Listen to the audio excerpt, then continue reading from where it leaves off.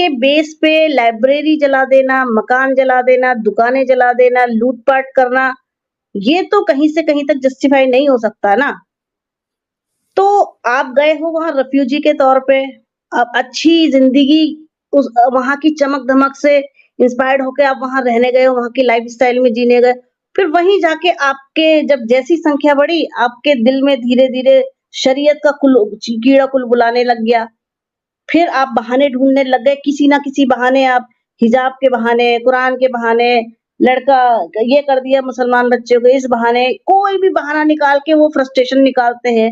चाहे आप इंग्लैंड में देख लीजिए, यूके में भी यही हाल है, पाकिस्तान एक दौर था कि पाकिस्तान में कोई स्कीम निकली थी कि यूके में बसने के लिए कोई स्कीम वीज़ा वगैरह निकाला था, तो वहाँ बहुत सारे पाकिस्तानी उस टाइम पर यूके चले गए। आप लोग जानते होंगे जब निकालेंगे इसको। तो वहाँ जाके जब अब जनसंख्या बढ़ने लगी, तो इन्होंने अपनी वही जो डीएनए में घुसा हुआ है, पागलपना, मानसिक दिवालियापन, वो शुरू कर दिया। डी हिजाब पहनो, वहाँ की डीएनए में गोरी लड़कियों को हिजाब पहनाने डीएनए लग में गए थे। घुसा एक हुआ वीडियो है, में थे जी? मतलब डीएनए में घुसा हुआ है पागलपना।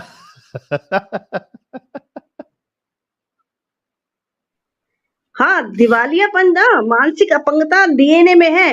अपंगता पैरों की नहीं होती है और दिमाग की होती है, और दिमागी जो और ऐसी ये अपंगता है कि जो इनके पीढ़ी दर पीढ़ी चली आ रही है, जो समझ लो कि वो जनरेशन टू जनरेशन चल रही है।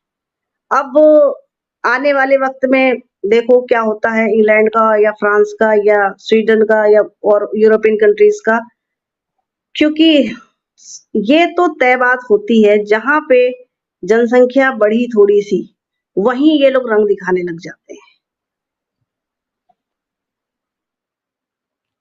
बिल्कुल आपने सही कहा कि जहां जनसंख्या बढ़ी, एक तो जनसंख्या बढ़ती है इनकी, तो ऐसा नहीं है, जैसे अभी देखो पारसी लोग पारसी लोग जब आए, और आप देखो वो कम्युनिटी कितनी एडवांस है, पढ़े लिखे होते हैं, वेल सेटल होते हैं।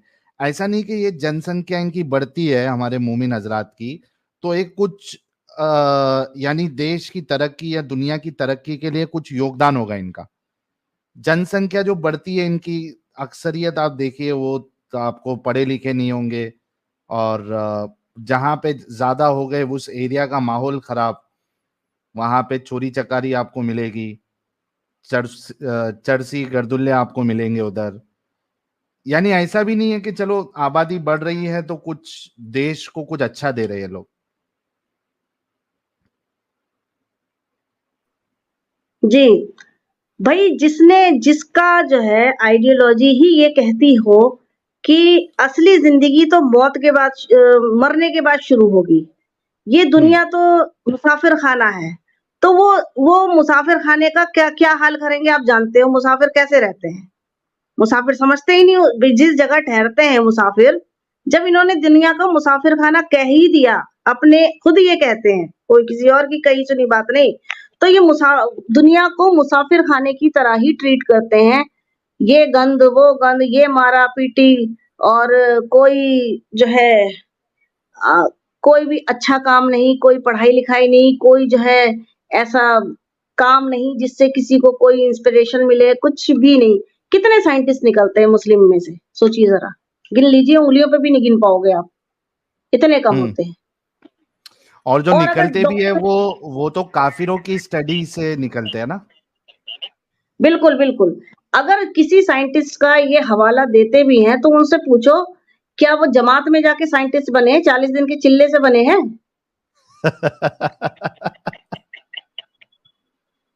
तो जो है देते हैं, बहुत से साइंटिस्टों का हवाला देते हैं। ये एपीजे अब्दुल कलाम जी का जो हवाला देते हैं, अरे भाई वो फिजिक्स पढ़ के, साइंस पढ़ के साइंटिस्ट बने हैं। उन्होंने चिल्ला लगा के या जो जमात में जाके नमाज पढ़ के मुसल्ले पे थोड़ी साइंटिस्ट बने हैं। उनका रूटीन, उनका उनकी उनकी लाइफ के बारे में पढ़ो। वो कैसे अपनी लाइफ बिताते थे, क्या करते थे वो, उनका क्या रूटीन था। और जो मैंने देखे हैं, जो डॉक्टर एमबीबीएस पढ़े हैं, जिन्होंने पूरा इवोल्यूशन पढ़ा होगा, जेनेटिक्स पढ़ी होगी, जिन्होंने एनाटॉमी पढ़ी होगी, जिन्होंने फिजियोलॉजी पढ़ी होगी, पता लगा वो जो है वो भी यही कह रहा है कि पहला इंसान तो आदम हव्वा ही थे, हजरत आदम थे, पहले पैगंबर और पहले इंसान और हव्वा। बताओ जरा, एक डॉक्टर, एमबीबीएस डॉक्टर ये बात कह रहा है। ऐसे ऐसे डॉक्टर देखे हैं कि जो है पर्चा, एक हाथ से पर्चा लिखते रहते हैं, दूसरे हाथ से तस्बीह चलाते रहते हैं।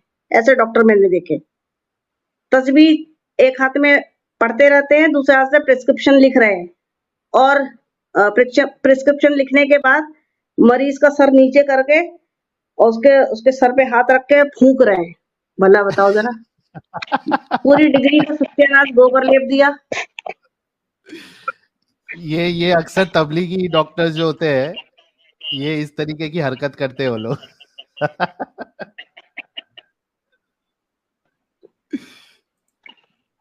इंजीनियर पूछते हैं कि इंजीनियरिंग कर ली, बीटेक कर लिया, रॉकेट साइंस पढ़ ली चाहे किसी ने, वो कह रहे हैं आखिर किसी ने तो दुनिया बनाई है, कोई तो है जिसने दुनिया बनाई है। मैं कहा रॉकेट साइंस पढ़ के भी तुम्हें समझ में नहीं आई? सोचो जरा, ये हाल है पढ़ने लिखने के बाद। तो अब सोचो डीएनए कितना ज्यादा वैसा हो चुका है, क्या कहना चाहिए, अपंग अपंग टाइप का। हाँ, म्यूटिलेट हो गया है। म्यूटेशन हो गया है, और म्यूटेशन हो गया डिस्ट्रक्टिव उसमें। म्यूटेशन हुआ है, डिस्ट्रक्टिव वाला म्यूटेशन हुआ है, कंस्ट्रक्टिव नहीं हुआ, डिस्ट्रक्टिव हुआ है। तो इसका क्या इलाज आपको लगता है कि ये यानी क्या नसीहत, आपका नाम भी नसीहत है, तो आप मोमिन और मोमिनाओं को क्या नसीहत देना चाहेंगी आप? मैं तो भाई यही नसीहत देना चाहूंगी कि जो है एजुकेशन की तरफ आओ, एजुकेट हो, और जो है कुरान अगर पढ़ना भी है तुम्हें तो खुले दिल से पढ़ो, बायस जो के मत पढ़ो कि जो है धर्म भक्ति के भाव से मत पढ़ो। उसमें अगर कुछ कमी है, कुछ गलतियां हैं तो उसे भी एक्सेप्ट करो, और मानने वाली बात मानो, और ना मानने वाली बात को तुम ये एक्सेप्ट करो कि जो ये चीज गलत लिखी है, ऐसा नहीं होना चाहिए। कम से कम आज की जो है सिविलाइजेशन, जो आज का जो है इंसान है, आज का जो समाज है, बहुत सभ्य समाज है, सिविलाइज समाज है। आज के समाज में तो आज नहीं ऐसा होना चाहिए। जिस तरह की बात है उसमें लौंडिया की खरीदारी, लौंडिया रखना, सेक्स स्लेव बनाना, जंगें, लूटपाट, कम से कम इन बातों पर तो ऐतराज जताओ, कम से कम इन बातों पे ऐतराज जताओ। दूसरी बात, एजुकेट हो। तीसरी बात जो है अपनी लड़ाई तो अगर अगर बहुत सी मुस्लिम गर्ल्स हैं जो चाहती हैं कि हम जो है एक अच्छी लाइफ बिताएं, अच्छी जिंदगी बिताएं। अच्छी जिंदगी से मतलब कि हमें कम से कम अपनी बात कहने सुनने की आजादी हो। अब पता लगा घर से निकलने के लिए भी जो है घर से जाने के लिए भी बाप भाई से पूछना पड़ रहा है। दूसरी बात ये है, बाप भाई जाने भी, एक तो पहली बात इतनी आसानी से निकलने नहीं देते, पढ़ने लिखने की भी जो है बहुत ही ज्यादा पाबंदियां पहले हुआ करती थी।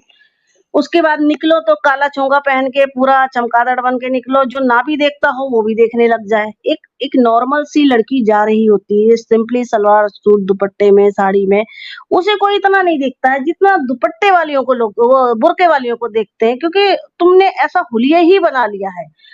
हमने देखा अपने बचपन में, हमारी नानी बुर्का ओढ़ती थी तो वो बाहर के काम करती थी, आटा पिसाना या वो रेडीमेड कपड़ों का काम करती थी, तो बाजार से कपड़े लाके सिलना।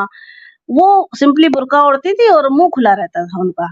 उसके बाद मैंने जब बड़ी हुई तो मैंने देखा लोग बुर्के की ऊपर वाला जो हिस्सा था उसकी जगह चादर ओढ़ लेने लग गए, चादर सी ओढ़ने लग गए ब्लैक ब्लैक कलर की। अब थोड़ी और बड़े हुए तो देखा कि लोग नोज पीस भी लगाने लग गए, मुंह के ऊपर ढाटा सा लगाने लग गए। अब जो देखा, अब तो काले दस्ताने, काले जुराब, आंखें बस जरा हाँ सी हाँ, खुली हुई, पूरी चमगादड़ बन ये गई। नसीहत जी, ये मार्केट में अभी लेटेस्ट चल रहा है। वो अभी तक तो आपने जो हाँ, पूरा वो बताया है, उसके साथ साथ अभी हाँ। वो हाथों में ग्लव्स भी नया चालू हुआ है अभी ये। और उसका रीजन ये है कि जब से लोग सऊदी जाने लगे, तबलीगे जमातें आने लग गई उस साइड से, सऊदी अरब से या जो गल्फ कंट्रीज से जो जमातें आती हैं, वो जिस या यहाँ के लोग वहां जाने लगे तबलीग करने, वहां से सीख कर आते। तो वो लोग जब आते हैं, मैंने अक्सर देखा है जो सऊदी वगैरह में नौकरी करते हैं, यहाँ से बेचारे अच्छे खासे जाते हैं, वहां से वो पागल होके लौटते हैं कि आके बीवी को अब तू ये भी जुराब भी पहन, दस्ताने भी पहन और काली पट्टी भी लगा, सिर्फ आंखें दिखेंगी, बहुत ज्यादा। तो वो जितना उन्होंने कमाया नहीं होता, उतना तो उनका दिमाग वहां पे अपंग बन गया होता है उस जगह पे रह के। तो जो अभी है, तो फिर भी सऊदी तो बहुत सुधर गया है। ये सारी हरकतें जो थोड़ा सा म्यूट कर लीजिए आप। जी असल में सऊदी तो काफी चेंज होता जा रहा है दिन ब दिन, और वहाँ के जो अरब है वो तो दीन को सीरियसली लेते ही नहीं। वो तो अपना मस्त, जो पैसे हैं उनके पास, मजे मस्ती करते हैं।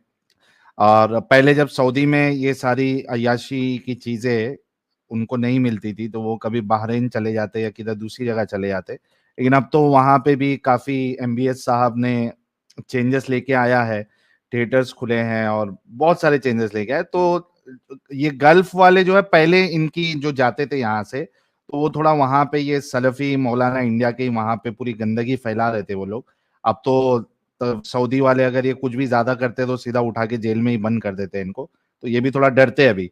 तबलीगी जमात को तो बिल्कुल बैन ही कर दिया उधर सऊदी गवर्नमेंट ने। तो ये तो उनकी एक अच्छी चीज है कि पूरा देश देश का सत्यानाश होने से पहले एमबीएस साहब ने काफी कुछ चेंजेस लाया और इनके मंसूबों को पूरा होने नहीं दिया। नहीं तो ये तबलीगी जमात वहां भी काफी फैल रही थी, लेकिन उन्होंने सीधा बैन लगा दिया। तो खैर, ये जो हमारे वाले जो सस्ते अरब है, इनके अंदर ये दस्ताने पहनना, और ये खास करके जो तबलीगी जमात वाले, और ये तो ऐसा दिखाते हैं कि जैसे, तो और वो लड़की भी जो पहनती है वो आधे से ज्यादा टाइम एक दिखावा होता है कि भाई देखो मैं कितना को पाबंद हूँ, कितना मैं अपने आप को छुपाती हूँ। तो एक वो दिखावा होता है वो सारी चीजें। अरे भाई, तुम्हारे हाथ खुले हैं तो कौन सा तुम्हारे हाथ को देख के, जैसे रसूलुल्लाह किसी एक औरत को देख के एकदम क्या कहते हैं उसको, क्या वर्ड है यार, हाइपर एक्टिव हो गए थे, और उसके बाद उनको जाना पड़ा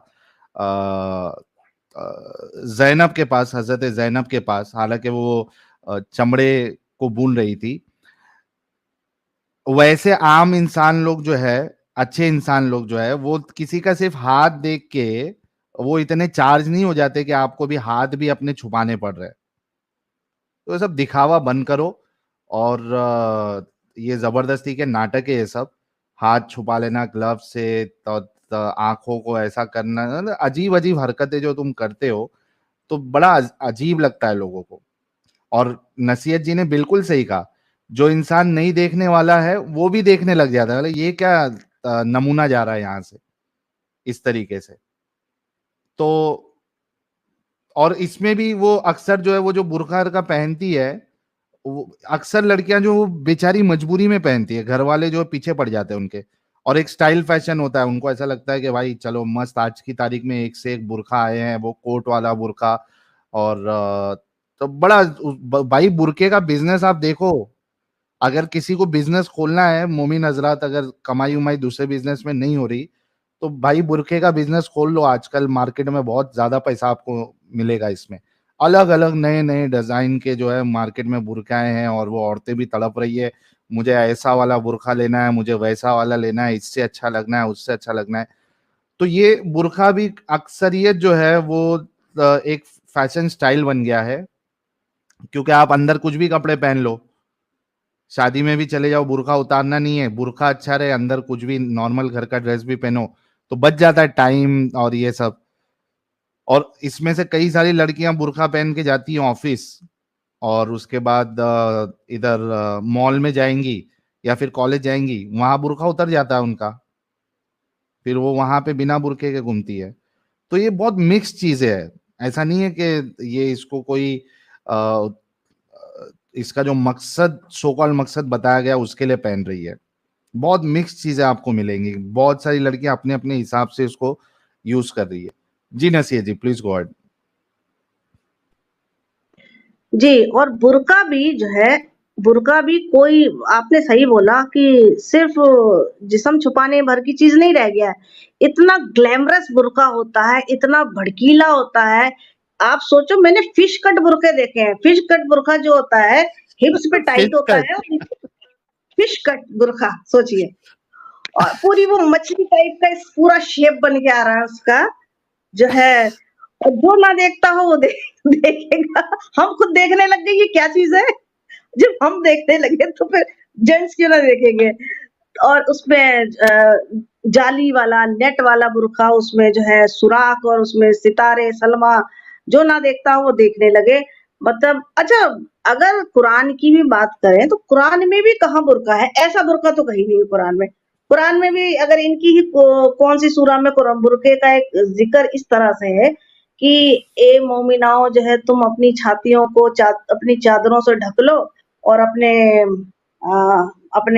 अज़ों को खुला मत रखो, कुछ ऐसा ही है। हम्म। ऐसा बुर्का नहीं है, ऐसा कहीं नहीं लिखा है कि तुम चमगादड़ बन जाओ। अब और अगर नया अगर फिश ये cut, fish cut first time सुना मैं, फिश कट बुर्का। फिशकट बुर्का है। वो एकदम जलपरी सी लग रही थी, वो मोमिना कम जलपरी। तो जो है उसमें कुरान में बुर्के का इतना जिक्र है कि जो है अपनी अपनी छातियों को ढक लो, छातियों पे चादर रख कर लो, ढीले कपड़े पहनो, अपनी शर्मगाहों को छुपा। तो उसके लिए मैं सिंपली जो सलवार सूट पहनती हूँ और दुपट्टा ओढ़ती हूँ, ये भी तो पर्दा ही है ना। ये कौन सा खुला हम्म। है? हम्म। ये भी तो पर्दा है। लेकिन यहाँ के जो हिंदुस्तान पाकिस्तान की अल्ट्रा प्रो मैक्स मुस्लिम जो है ना, वो उनको मोमिना ज्यादा है। चुल बुर्के की रहती है। हाँ, उन उन मोमिनाओं को ज़्यादा चुल रहती है बुर्के की। और जो हम्म। है, अब आप आने वाले टाइम में देखना, सऊदी में ये भी चेंजेस आएँगे। अपनी ही लाइफ में आप देखिएगा कि अ, एक ज़माना था कि सऊदी में औरतों को घर से नहीं निकलने दिया जाता था। आज के टाइम में मॉल्स में, फैक्ट्रीज़ में, कारखानों में, दुकानों में, शॉप्स में औरतें काम कर रही हैं, फीमेल्स काम कर रही हैं। आप ये सोचो। हम्म। जो वहाँ गए हुए लोग हैं, जिनके साथ वो औरतें काम कर रही हैं, उनका बताया हुआ कॉल है, ये नहीं कि किसी ने मैं कहीं सुनी बात कर रही हूँ। तो एक ज़माना ऐसा आएगा कि वहाँ तो सब लिबरलाइज़ेशन होता जाएगा और लोग सिविलाइज़्ड होते जाएँगे, लेकिन एशियन जो इधर के हिंदुस्तान, पाकिस्तान के अल्ट्रा प्रो मैक्स मुस्लिम है, ये उतने ही ज़्यादा बद्दू होते चले जाएँगे। हम्म।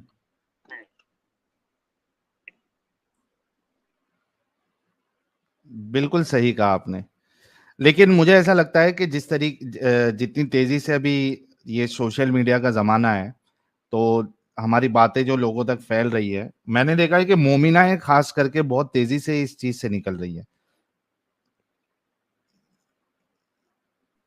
जी। कहीं ना कहीं उनका दिमाग चल रहा है, मुझे ऐसा लग रहा है, क्योंकि मोमिनाएं बहुत तेजी से इस चीज से निकल रही है। हाँ, ये हो सकता है। अभी कोई सर्वे या रिसर्च ऐसी देखी नहीं है मैंने, लेकिन हाँ, ये है कि सोशल मीडिया पे ही हम देख रहे हैं, और अपने अपने जानने वालों को मैं जो देख रही हूँ, अपने कांटेक्ट में आए लोगों को देख रही हूँ सोशल मीडिया पर भी, कि जो मोमिनाएँ हैं, वो काफ़ी हद तक सोचने लग गई हैं और समझने लगी हैं। लेकिन वही है कि अभी भी एक डर है, एक तलवार लटकी रहती है फ़तवे की, कि पहले तो घर वाले ही मारेंगे, पीटेंगे, फिर सोसाइटी वाले जो है बहिष्कार करेंगे, फिर कम्युनिटी जो है बहिष्कार करेगी, और फ़तवे का तो अलग ही एक डर होता है। तो इस वज़ह से कुछ डर अभी भी काफ़ी है, डर तो अभी भी है काफ़ी। असल में हमें जो है ना, आपकी बात बिल्कुल सही है। अ, अभी जैसे जिस तरीके से पिछले बार दो एक्स मुस्लिमा आई थी, तो उनको भी इसी तरीके का प्रॉब्लम था। फिर मुझसे कुछ लोग जुड़े भी हैं जो जिनका यही प्रॉब्लम है कि भाई इस्लाम तो छोड़ दिया, लेकिन अब निकले कैसे इससे। तो एक पूरा पता नहीं है कब होगा, कैसे होगा। ये कहीं ना कहीं हमारी जो गवर्नमेंट है, उनको कुछ अलग प्रोविजन लाना चाहिए एक्स मुस्लिमों के लिए, ताकि उनके लिए जॉब्स हो, आसानी हो, ताकि ये आगे बढ़े कम्युनिटी। अभी तक कोई गवर्नमेंट ने आज तक एक्स मुस्लिम का नाम भी नहीं लिया, हालांकि इतना न्यूज चैनल में आ जा रहे हैं हम लोग, सब जगह आ जा रहे हैं, लेकिन गवर्नमेंट के किसी भी बड़े पोस्ट पे जो भी है, उन्होंने आज तक एक्स मुस्लिम करके वर्ड यूज ही नहीं। क्यों भाई, हम हिंदुस्तानी नहीं है क्या? हमारे राइट्स नहीं है क्या? हमारी चाहते नहीं है क्या? हमें जीने का हक नहीं है क्या? तो जब ये कम्युनिटी उभर के आ रही है तो कुछ तो बोलो उनके बारे में कि हाँ ऐसे लोग भी है। मुझे नहीं लगता कि मोदी साहब को ये पता नहीं होगा कि भाई ये एक्स मुस्लिम करके भी कुछ चीजें चल रही है। I am dead sure he should be knowing about this. Amit Shah ji को भी पता होगा ये चीजें, लेकिन कोई बिल्कुल लेने बिल्कुल। का, नाम लेने का प्रयास भी नहीं कर रहा है, कुछ भी नहीं कर रहा है। भाई देखिए गवर्नमेंट इसके अगर लिए ना चल रही है, हमें जरूरत है आप लोगों की। इसके लिए इसके लिए हमको खुद आगे बढ़कर सरकार के पास जाके एक देना पड़ेगा, क्या देते हैं जो भी उनको, कि एक ऐसी भी मुहिम है और इस मुहिम में ये चीजें हैं, ये कॉन्सेप्ट है, ये हमारे जो है प्रिंसिपल्स हैं, और हमको जो है सेफ्टी सिक्योरिटी चाहिए, सोशली भी फाइनेंशियली भी।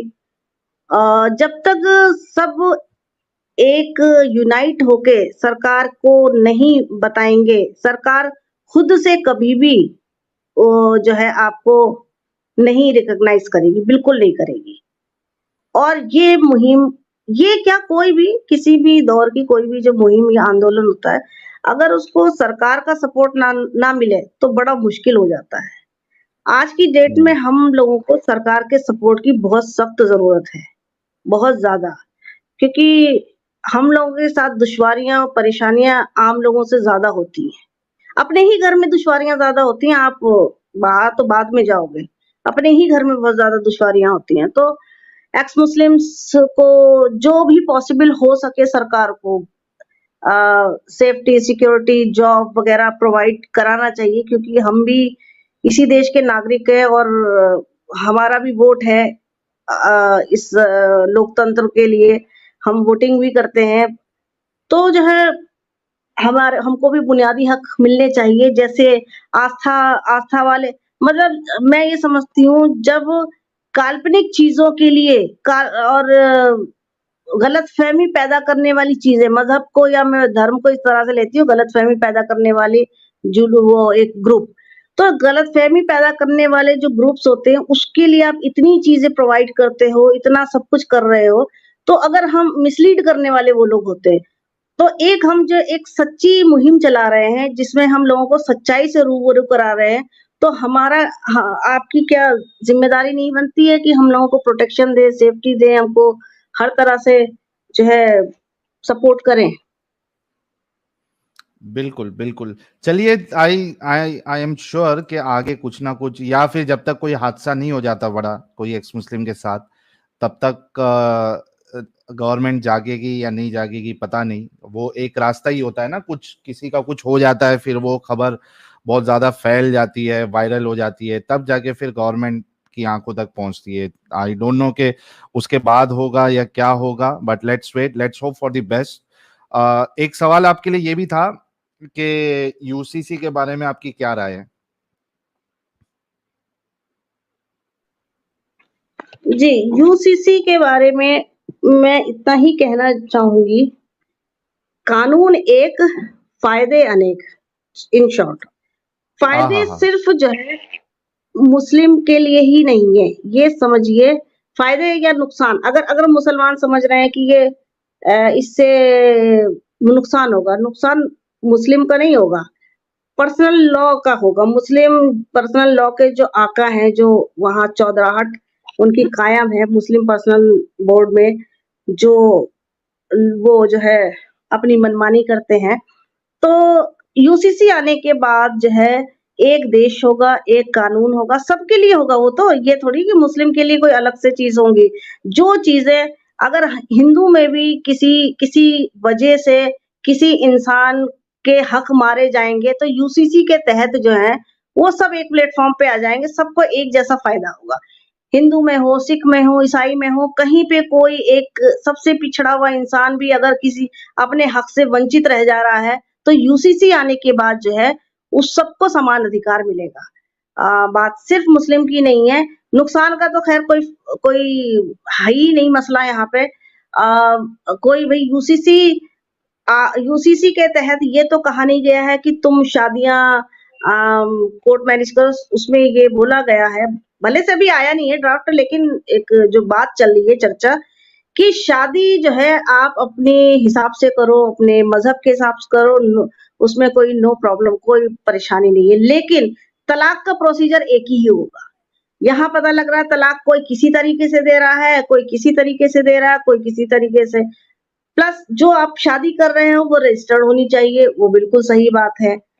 अगर ये बोलते हैं कि हलाला नहीं होता है, चलो हम ये मान लेते हैं, इनकी बात मान लेते हैं, जबकि ऐसा ऐसा है नहीं, हलाला होता है। लेकिन ये लोग जानते हैं कि हलाला इतनी इतनी खराब प्रैक्टिस है कि ये इसको खुलेआम नहीं कर सकते हैं, उस बात को छुपाते हैं वो। और हलाला का रिपोर्ट ही कितना होता है, कितनी जो है रिकॉर्ड में आता है, कोई बताता तो है नहीं। तो लेकिन हलाला प्रैक्टिस में अगर आप कह रहे हो नहीं है, मान लिया, लेकिन हलाला की गुंजाइश तो है। उसने हदीस ने या कुरान ने या शरीयत ने दे तो रखी है हलाला की, आपको एक गुंजाइश दे रखी है, यानी कि हलाला के जरिए किसी भी लड़की की जिंदगी खराब होने के चांस हैं, अगर शरीयत में वो लिखा है। तो यूसीसी आने के बाद वो चीज भी खत्म, सबको एजुकेशन का हक, सबको। दूसरी बात, जो आज की डेट में लड़कों का 2 हिस्सा होता है प्रॉपर्टी में और लड़कियों का 1 हिस्सा होता है। तो चाहे हिंदू होगा, मुसलमान होगा, सिख, कोई भी कम्युनिटी होगी, सब में बराबर, लड़का लड़की का सबका हक बराबर होगा। तो इसमें कौन सी परेशानी है, किसको परेशानी है? परेशानी किन लोगों को है, आप सोचिए जरा। बेवजह का तूल देना, हर मुद्दे पे सरकार कोई सी भी हो, सरकार कुछ भी लाए, चाहे ट्रिपल तलाक का कानून लाए तो भी उधम मचाया, हुड़दंग मचाया, क्या हुआ? लागू हुआ। और इसी तरह यूसीसी पे आप कितनी डिबेट कर लो, कितना हुड़दंग मचा लो, ये आना है और आएगा, और आना भी चाहिए। मैं समझती हूँ आना भी चाहिए, उससे जो है सभी को जो है एक जैसा अधिकार, एक कानून, एक देश, एक सबको अधिकार मिलेगा। जी।